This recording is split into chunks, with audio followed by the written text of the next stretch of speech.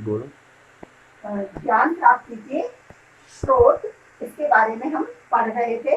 इससे पहले हमने जैसे ज्ञान प्राप्ति के स्रोत है, मैंने बताया था विद्यालय, समाज, संस्कृति और आधुनिकता के संदर्भ में हमें ज्ञान प्राप्ति के स्रोतों के बारे में पढ़ना है। वैसे ये भी मैंने आपको बता दिया था कि ज्ञान प्राप्ति के जो स्रोत है केवल विद्यालय, समाज, संस्कृति और आधुनिकता का क्षेत्र ही नहीं है ज्ञान प्राप्त करना। इनसे हटकर अलग कई और भी स्रोत हो सकते हैं जिनसे हमें ज्ञान की प्राप्ति होती है। बहुत सारी घटनाएं हैं, जीवन के अनुभव हैं। किसी भी समय कोई कहानी जैसे हमने कहीं देखी है, सुनी है, किसी भी प्रकार से, या किसी के जीवन से हमने कोई अनुभव लिया है, किसी को देखकर, उसके कार्य को करते हुए देखकर उसके परिणाम से हमने कोई सीख ली है। इस तरह से किसी भी प्रकार से, किसी भी तरह से जो ज्ञान हमें मिल रहा है वह ज्ञान प्राप्ति का स्रोत हो सकता है। लेकिन जैसे विशेष संदर्भ में हम पढ़ रहे हैं विद्यालय, समाज, संस्कृति और आधुनिकता से संबंधित, और हमने सबसे पहले जो पढ़ना शुरू किया है ज्ञान प्राप्ति के स्रोत के रूप में, जैसे सबसे पहले हम विद्यालय से पढ़ रहे हैं। विद्यालय जो कि एक मुख्य स्रोत है ज्ञान प्राप्ति का, एक मुख्य आधार है। इसके बारे में मैंने आपको बता भी दिया था कि जैसे एक स्कॉले शब्द यूनानी शब्द है और जिससे विद्यालय शब्द की व्युत्पत्ति हुई है। विद्यालय शब्द स्कूल का हिंदी रूपांतरण है, स्कॉले शब्द स्कूल से बना है, या ये कहें कि स्कॉले शब्द से स्कूल शब्द बना है। यह यूनानी शब्द है जिससे स्कूल शब्द लिया गया है। इसका अर्थ लिया गया है अवकाश। थोड़ा सा मैं फिर से बता देती हूँ, हालांकि ये चीज मैं बता चुकी हूँ कि जैसे हमने इस बात को जान लिया था, समझ लिया था कि जो प्रारंभिक समय था, प्रारंभिक समय में सवर्ण जो थे, जो सवर्ण लोग थे, उन्हीं को शिक्षा दी जाती थी। तो उन्हें शिक्षा दी जाती थी तो उन्हें शिक्षा का विशेष अधिकार भी प्राप्त था और समय भी अधिक उन्हीं के पास बचा हुआ रहता था। तो जो अवकाश का समय था उसका सदुपयोग शिक्षा के लिए किया जाना, तो किस तरह से अवकाश के समय को शिक्षा के लिए प्रयोग में लिया जा रहा था, तो उसी क्रम में स्कॉले शब्द जो अवकाश के क्षण थे उन्हीं से स्कूल शब्द की व्युत्पत्ति हुई। इसी क्रम में जैसे हम आगे विद्यालय की भूमिका या स्कूल की भूमिका की बात करें,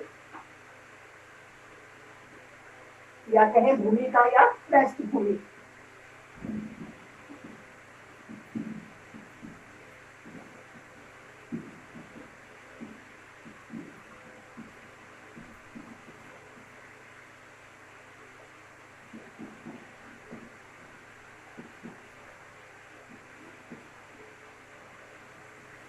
जैसे जो विद्यालय की भूमिका है, जो उसकी पृष्ठभूमि है, उसमें हम ये बता सकते हैं कि किस प्रकार जैसे जो प्रारंभिक समय था वहाँ एक समय इस प्रकार का निर्धारित था कि विद्यार्थियों को किस प्रकार के घर और वातावरण की भी शिक्षा दी जाती थी। जैसे प्राचीन काल में आपने देखा होगा या सुना भी है, पढ़ा भी है कि किस प्रकार गुरुकुल पद्धति हुआ करती थी। विद्यार्थियों को गुरु के आश्रम में रहकर ही शिक्षा प्राप्त करनी होती थी और वहाँ उन्हें घर के वो सारे काम भी करने होते थे जो स्वयं को जीवन में करने के लिए आवश्यक होते हैं। तो इस प्रकार जीवन में उनकी जो व्यावहारिकता की शिक्षा है वो भी उन्हें प्राप्त हो रही थी। लेकिन आज जब समय में परिवर्तन आया है और इस परिवर्तन में जब इस आधुनिकता में मानो कितने ही संचार के साधन विकसित हो गए हैं। आधुनिकता जो औद्योगिकता है उसने भी समाज को प्रभावित किया है। इस दौर में ये कह सकते हैं कि जैसे जो विद्यालय से संबंधित हमने अवकाश वाली बात की थी, तो उस अवकाश के क्षणों में जैसे कुछ कमी सी हुई है। घर परिवार के वातावरण में भी जैसे जो घर के लोग हैं बच्चों को कम समय दे पा रहे हैं। तो जो शिक्षा का वास्तविक अर्थ है, एक तरह से शिक्षा केवल विद्यालय के माध्यम से ही नहीं, घर परिवार से भी मिलती है, क्योंकि व्यवहारिकता की प्राप्ति कहाँ से होगी? घर परिवार से, पड़ोस से, समाज से, वातावरण से। तो इस तरह की जो शिक्षा है उसका मानो हादसा हो गया है और इस दृष्टि से यह व्यवहारिक शिक्षा प्रदान करने का घर की माता पिता के व्यवहार से किस प्रकार की शिक्षा मिलनी है। तो इन सब की जिम्मेदारी भी किस पर आ गई है, जैसे मानो विद्यालय पर आ गई है। विद्यालय को ही जो शिक्षा के मूलभूत है, मूल्य है, सामाजिक मूल्य है, एक तरह से जो कि सारे कहें कि जो घर और समुदाय है, जो घर समुदाय के द्वारा प्राचीन काल में जो शिक्षा बालकों को दी जा रही थी, अब वह उन्हें घर परिवार से नहीं मिल पा रही है। लेकिन बच्चों को तो व्यवहारिक रूप से शिक्षित करना ही है। उन्हें जीवन में सफल होने के लिए अपना जैसे शिक्षा प्राप्त करके वो जा रहे हैं, तो सामाजिक रूप से अपना सफल जीवन वो जी सकें, जीवन का निर्वाह भली प्रकार से कर सके। इस दृष्टि से विद्यालय पर एक तरह से एक यह जिम्मेदारी भी आ गई है कि वह शिक्षा का व्यवहारिक रूप भी उन्हें प्रदान करे। केवल विद्यालय को एक ऐसा अभिकरण नहीं माने, ऐसा मानना नहीं चाहिए कि केवल औपचारिक शिक्षा ही उन्हें दे दी जाए और औपचारिक शिक्षा देकर ही अपनी तीसरी समझ ली जाए। यहाँ घर और अन्य अनौपचारिक जैसे निष्क्रिय अभिकरण होते हैं, उनसे किस प्रकार बालक सीखता है, तो उन सब चीजों को सिखाते हुए माता पिता, अध्यापक और समाज में जैसे मानो बच्चों के प्रति समाज की भी क्या जिम्मेदारी है, इन सबकी जिम्मेदारियों को एक साथ जैसे विद्यालय को निभाना है, माता पिता, अध्यापक और समाज सभी की वैसे शिक्षा प्रदान करना बालक के लिए एक संयुक्त जिम्मेदारी होती है। तो यह समस्त जिम्मेदारी का भार लगभग विद्यालय पर ही आ चुका है और विद्यालय को उन सब की पूर्ति करते हुए शिक्षा को व्यवहारिक रूप में उन्हें प्रदान भी करना है। अब जैसे एक शिक्षाविद है एस बालकृष्ण जोशी, उन्होंने भी बताया है, एस बालकृष्ण जोशी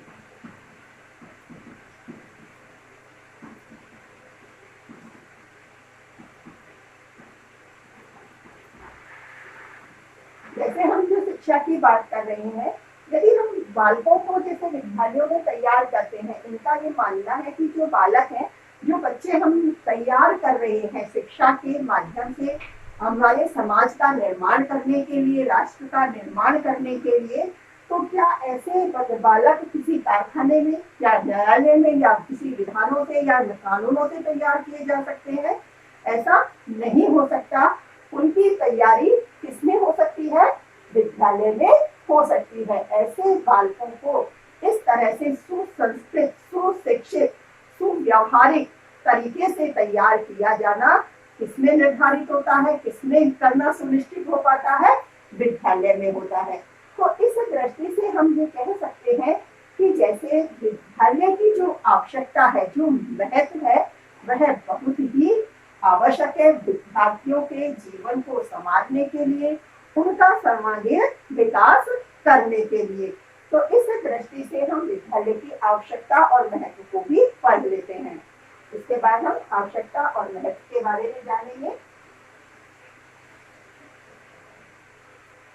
विद्यालय की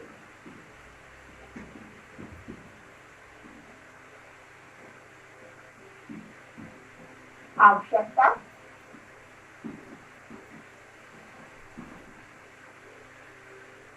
एवं महत्व।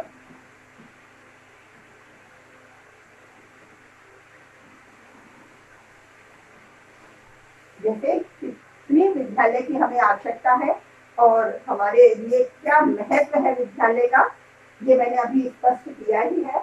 और भी हम समझ लेते हैं कि जैसे बच्चों का मुख्य रूप से चारित्रिक और नैतिक विकास करना भी विद्यालय का दायित्व है और इस दृष्टि से बालक को किस प्रकार से उच्च अध्ययन की ओर हम और अग्रसित करें और अनुसंधान करके समाज के द्वारा जैसे किस प्रकार से विद्यालय में समाज के द्वारा जो अपेक्षाएं हैं, जिन मूल्यों को अपेक्षित है या जिन मूल्यों को प्राप्त करना होता है, वो विद्यालय किस प्रकार उनकी पूर्ति करवाता है।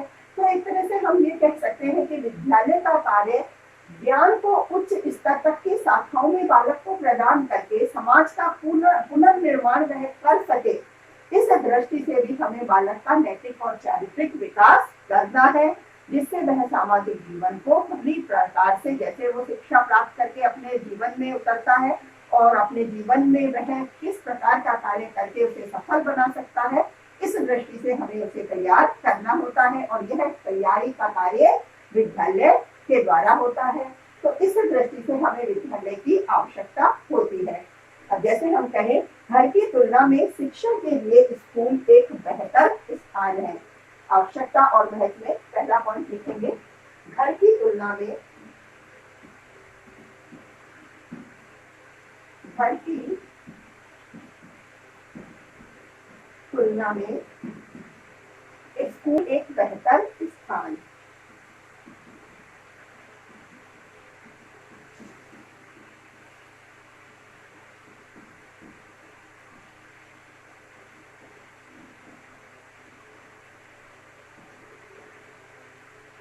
देखो, घर की तुलना में स्कूल को एक बेहतर जगह बताया है शिक्षा के लिए। उसके लिए मैंने बहुत सारे अभी जैसे आपको सब पॉइंट्स क्लियर किए, बताया है कि किस प्रकार घर की तुलना में विद्यालय एक अधिक रूप से एक तरीके से जैसे जो शिक्षा जिस प्रकार की उसकी आवश्यकता है, समाज जिस प्रकार से अपने बालक को या अपने नागरिकों को तैयार करवाना चाहता है, तो उसमें ज्यादा स्थान स्कूल का भी इसीलिए बताया गया है क्योंकि घर में बालक की जो प्रारंभिक शिक्षा है, आज के इस आधुनिकता के दौर में, आज के जो ये औद्योगिक दौर है, संचार का युग है, ऐसी स्थिति में जब बालक के लिए परिवार के सदस्यों का समुचित सहयोग भी जब उसे नहीं मिल पा रहा है, तो ऐसी स्थिति में घर और वातावरण का, समाज का किस प्रकार से अध्यापक और विद्यालय के द्वारा उनके द्वारा दी जाने वाली शिक्षा का भी कार्य विद्यालय में ही हो रहा है और विद्यालय उस जिम्मेदारी को निभा रहा है।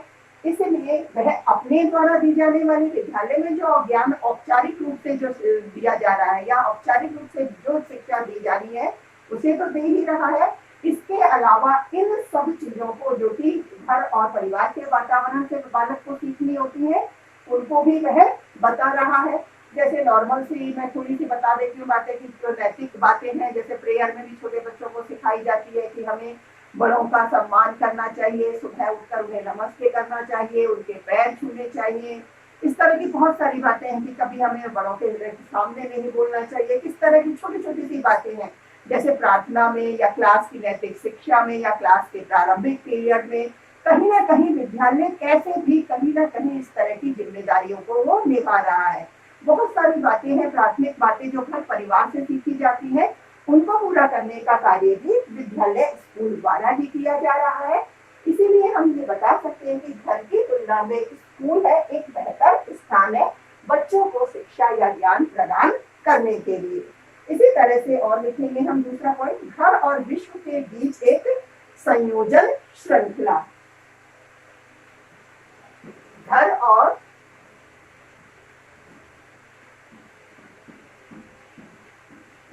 विश्व के बीच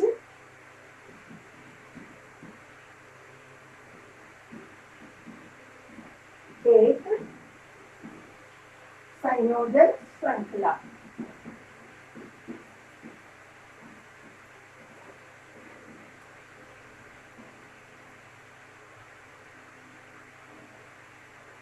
देखो, जैसे हमने अभी जो बात की है घर और विश्व, एक तरीके से जो विद्यालय है, विद्यालय ही घर और विश्व को संयोजित करने वाली एक श्रृंखला का कार्य भी करता है।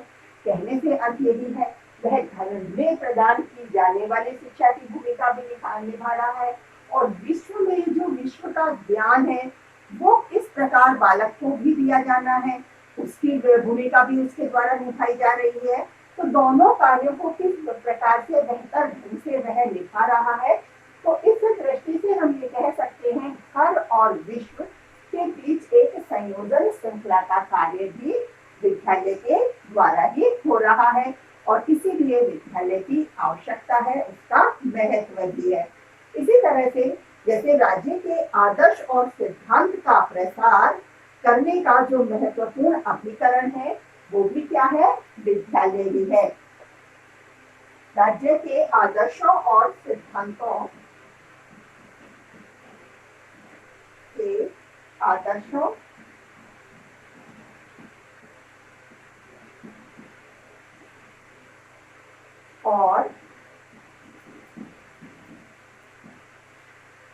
सिद्धांतों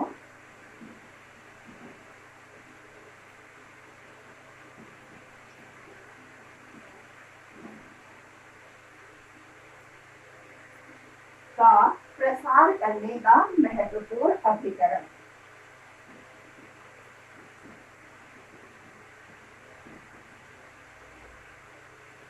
प्रसार करने का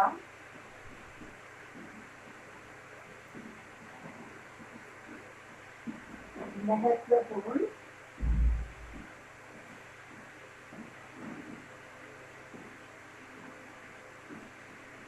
अभिकरण। जैसे राज्य के क्या आदर्श है, क्या उसके नियम है, क्या सिद्धांत है, ये भी किसके माध्यम से बताए जाते हैं?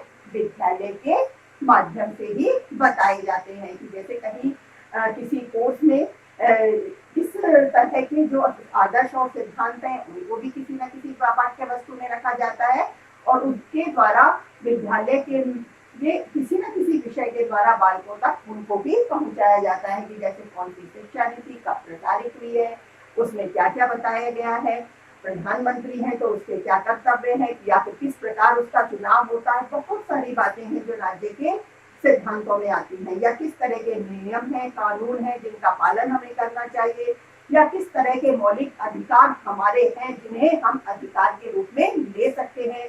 इसके अलावा क्या हमारे कर्तव्य हैं, जो हमारे देश के प्रति कर्तव्य हैं, हमारे मौलिक कर्तव्य हैं, उन्हें हमें पूरा करना चाहिए। बहुत सारी बातें, बहुत सारे हमारे राज्य के आदर्श भी हैं, उनके सिद्धांत भी हैं। तो इन सबको भी किसके माध्यम से बालकों तक पहुंचाया जाता है? विद्यालय के माध्यम से। विद्यालय के किसी न किसी विषय वस्तु या किसी विषय में पाठ्य सामग्री के माध्यम से बच्चों तक इन सिद्धांतों और आदर्शों से बच्चों तक पहुंचाए जाते हैं, इनसे उनका परिचय करवाया जाता है।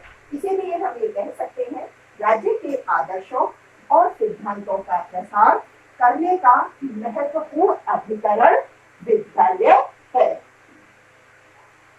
इसी दृष्टि से जो कहें कि जैसे विद्यालय है एक विस्तृत सांस्कृतिक धरोहर है।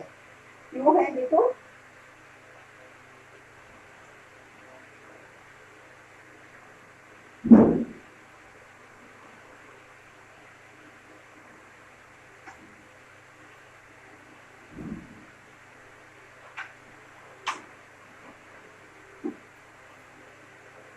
विद्यालय एक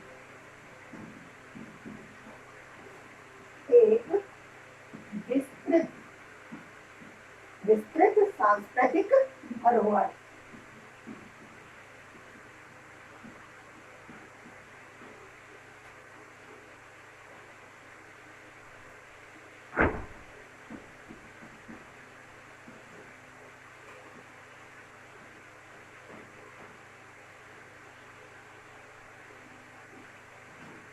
देखो, विद्यालय एक विस्तृत सांस्कृतिक धरोहर है। इसलिए कहा गया है कि जैसे जो हमारी संस्कृति है, हमारा जो सांस्कृतिक परिवेश है, तो इस संस्कृति को भी जैसे कुछ रीति रिवाज है, कुछ परंपराएं हैं, उनको बालक घर से सीखता है।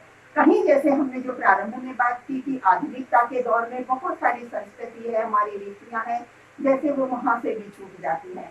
प्राचीन काल में हमारी किस तरह की संस्कृति रही थी, या पूर्वज किस तरह से उनके रहने का ढंग था, किस तरह से वो रहा करते थे, तो ये सारी संस्कृति है।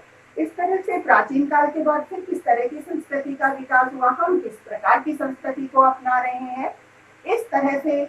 और या कहें कि जैसे बालक घर में तो केवल अपनी संस्कृति को ही जानता है, या दूसरे समाज में, या हमारे ही राष्ट्र के दूसरे राज्यों में, अन्य क्षेत्रों में जहां हम जा नहीं रहे हैं, लेकिन वहां की संस्कृति से हम परिचित हैं। क्यों परिचित है? क्योंकि विद्यालय के द्वारा हमें हमारे राष्ट्र की, संपूर्ण राष्ट्र के संपूर्ण राज्यों की किसी न किसी जानकारी के माध्यम से, किसी न किसी स्रोत के माध्यम से, कहीं ना कहीं किसी न किसी विषय वस्तु या पाठ्य सामग्री में उन संस्कृतियों के बारे में हमें जानकारी दी जाती है। विद्यालय के द्वारा उस संस्कृति को या उस सांस्कृतिक परिवेश को विद्यार्थियों तक पहुंचाया जाता है।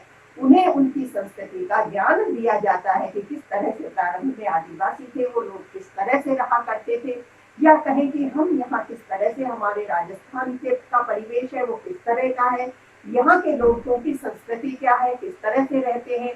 तो असम की बात करेंगे, वहाँ की क्या संस्कृति है, या हरियाणा की, और कोई कई राज्य हैं, पंजाब है, तो वहाँ किस तरह के की जो संस्कृति को अपनाया गया है, पालन किया जाता है।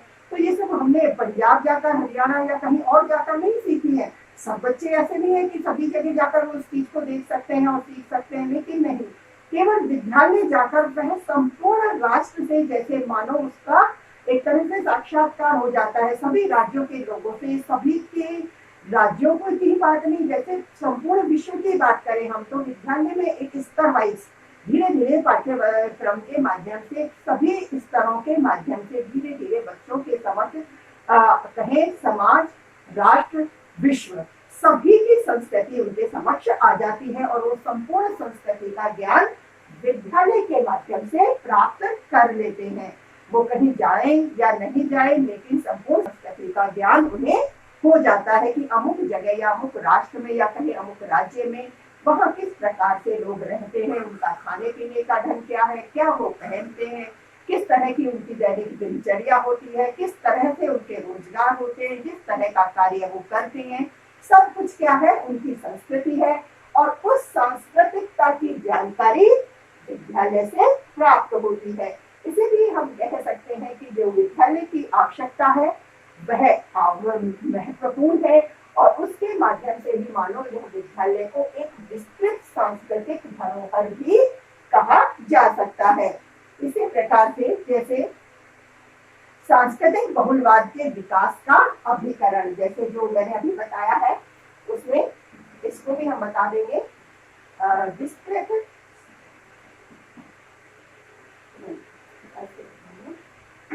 सांस्कृतिक बहुलवाद, सांस्कृतिक बहुलवाद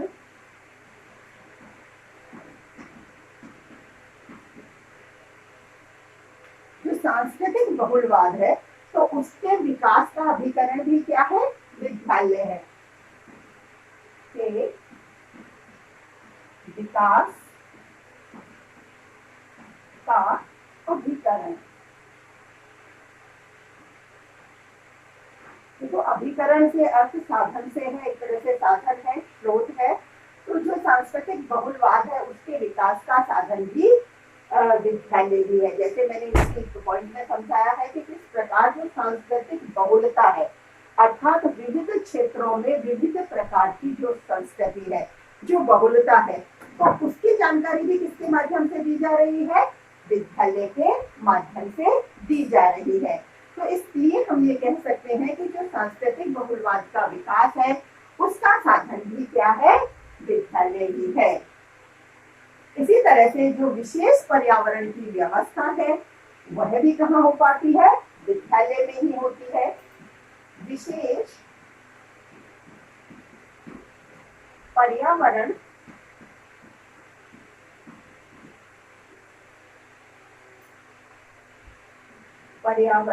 की व्यवस्था,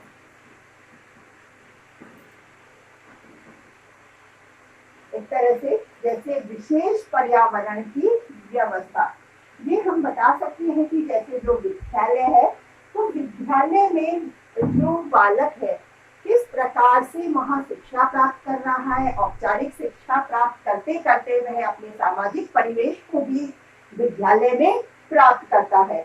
तो किस प्रकार बालक एक स्वाभाविक वातावरण में सरल और सीधे तरीके से ज्यादा अच्छी तरह वह सीख सके, इस प्रकार के विशेष पर्यावरण, विशेष वातावरण की व्यवस्था भी विद्यालय में की जाती है। इस तरह के प्रयास किए जाते हैं कि बालकों को इस प्रकार से शिक्षा दी जाए। जैसे मानो उन्हें किसी दार्शनिक स्थान के बारे में पढ़ाया जा रहा है, यदि संभव होता है तो विद्यालय द्वारा उस स्थान पर बालकों को ले जाया जाता है और वही सामाजिक परिवेश से उनको वहाँ की किस तरह की जैसे परिवेश है या वो जो स्थान है जो देखने योग्य, जिस स्थान की जानकारी दी जा रही है उसके गुण और विशेषताएं जो बताई जा रही है, तो उनको उसी स्थान पर जाकर उन्हें उस स्थल से सामने साक्षात्कार के माध्यम से जब बच्चों को दिखाया जाएगा, प्रत्यक्ष ज्ञान दिया जाएगा, तो वह प्रत्यक्ष ज्ञान उनका स्थायी होता है और एक विशेष उस वातावरण में जो उन्होंने सीखा है तो वो उनका जो सीखना है उसका भी जैसे स्तर अधिक होता है।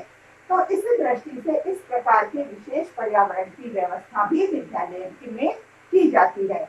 कई बार जब ऐसी व्यवस्था भी नहीं हो पाती तो किसी न किसी परिवेश से विद्यालय में ही कुछ वातावरण तैयार किए जाते हैं। कई बार जैसे सांस्कृतिक प्रोग्राम है उनमें इस तरह की कोई छवि तैयार की जाती है, या कहीं जैसे मानो कुछ परिवेश वहाँ के परिवेश बनाए जा सकते हैं जिनको बना करके भी बालकों को सिखाया जा सकता है। तो इस तरह की जो भी संभव प्रयास विद्यालय के द्वारा हो सकते हैं उन सभी प्रयासों के माध्यम से बालक को उस विशेष स्वाभाविक वातावरण में शिक्षा प्रदान करने का कार्य किया जाता है। तो एक तरह से विशेष पर्यावरण की व्यवस्था करने का स्थान भी विद्यालय होता है। इसी तरह से जैसे शिक्षित नागरिकों का निर्माण,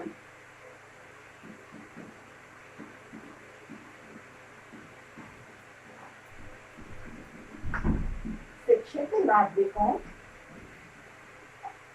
का निर्माण, देखो जैसे जो नागरिक है उन्हें हम शिक्षित कर रहे हैं, ये सारी बातें जो चीजें से हम पढ़ रहे हैं तो क्या है, एक तरह से विद्यार्थियों को शिक्षा प्रदान करने का माध्यम है, साधन है। किसी न किसी माध्यम से, किसी न किसी परिवेश से कैसे न कैसे हम उन्हें शिक्षा प्रदान कर रहे हैं। तो विद्यालय का जो एक आवश्यक, एक तरीके से जो आवश्यकता है वो शिक्षित नागरिकों के निर्माण से संबंधित है कि किस प्रकार समाज द्वारा बालकों को जो शिक्षा दी जानी चाहिए तो उस शिक्षा के माध्यम से बालकों को तैयार कर रहे हैं। भविष्य में किस प्रकार के नागरिक राष्ट्र को चाहिए होते हैं, समाज को चाहिए होते हैं, उसी प्रकार की शिक्षा बालकों को दी जानी होती है और वही शिक्षा के द्वारा उसी तरह के शिक्षित नागरिक निर्मित किए जाते हैं। तो इस तरह के नागरिक निर्मित किए जाना या नागरिकों का निर्माण करने का कार्य भी किसमें हो पाता है, विद्यालय में ही हो पाता है।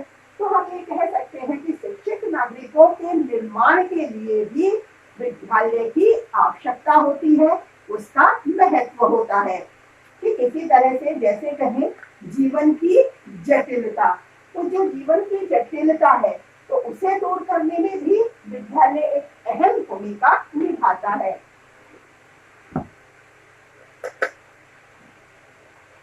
जीवन की जटिलता,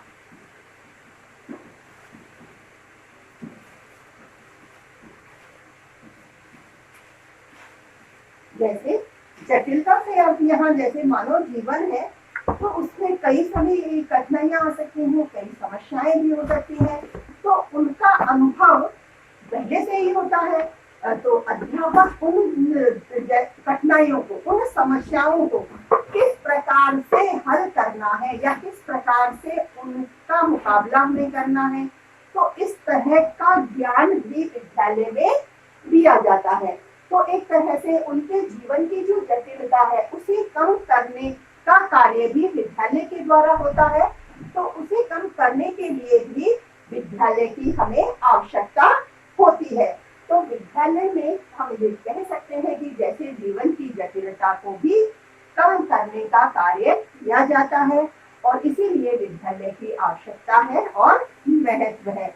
इसी तरह से हम बात करें कि जैसे जो व्यक्तित्व है उसका समुचित विकास, समुचित या सर्वांगीण विकास, जैसे जो अब तक हमने सारी बातें पढ़ी हैं सब तरह से संपूर्ण रूप से हम चाहते क्या है, विद्यार्थी का पूर्ण रूप से समुचित रूप से उसका विकास हो सके। तो उसका समुचित रूप से विकास करने के लिए भी हमें विद्यालय की आवश्यकता होती है, क्योंकि विद्यालय के माध्यम से ही सभी प्रकार का ज्ञान उन्हें भली भांति दिया जा सकता है। तो हम अगला पॉइंट देख लेंगे, व्यक्तित्व का समुचित विकास।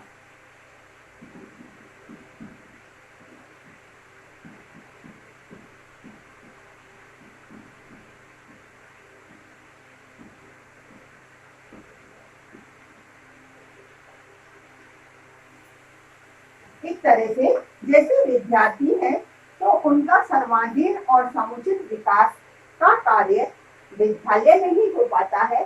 तो इसीलिए हमें विद्यालय की आवश्यकता होती है विद्यार्थियों के व्यक्तित्व को समुचित रूप से विकसित करने के लिए। वहाँ उनका जैसे समुचित सर्वांगीणता से अर्थ पहले भी जैसे बताया जा चुका है, बालकों का नैतिक, जैसे कहें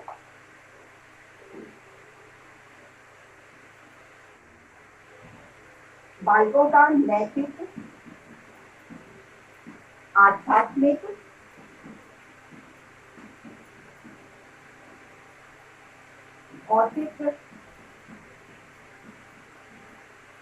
बौद्धिक,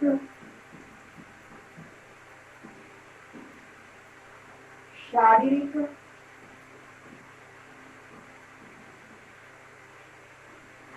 मानसिक, चारित्रिक, इस तरह से संपूर्ण रूप से बालक का विकास करने का कार्य भी विद्यालय में संभव हो पाता है। विभिन्न प्रकार के ज्ञान के माध्यम से, विभिन्न प्रकार के कार्यों के माध्यम से, शिक्षा के माध्यम से बालकों का समुचित विकास किया जाता है।